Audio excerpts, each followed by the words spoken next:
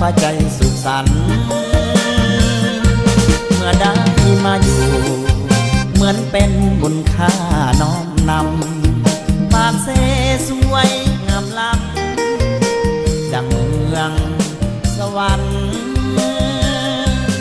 ภูมาโลอยู่ทางกำฝ่ายขวานั้นเราเป็นนิทานสู่กันฟัง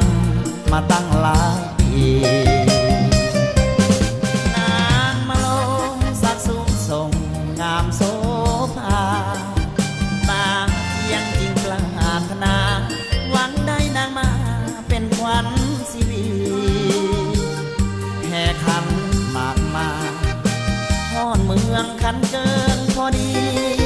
ได้ข่าวมาลงต้นนี้ซ้ำหรือดีค่าตัวตายน้ำเสไหลหลังบนทางแห่งสายคลา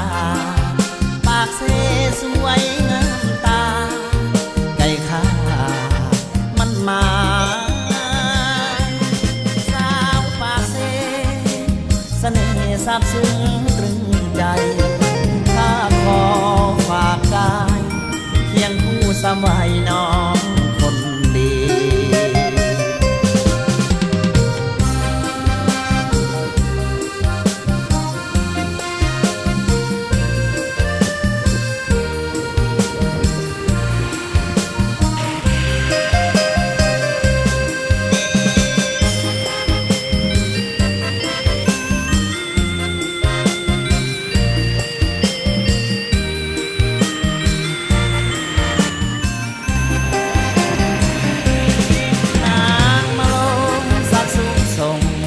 โส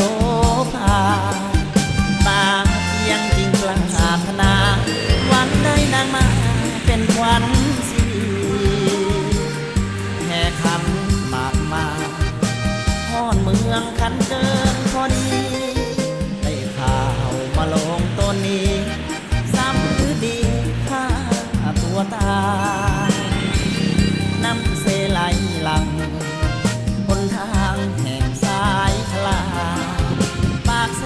สวยงามตาใจข้ามันหมาย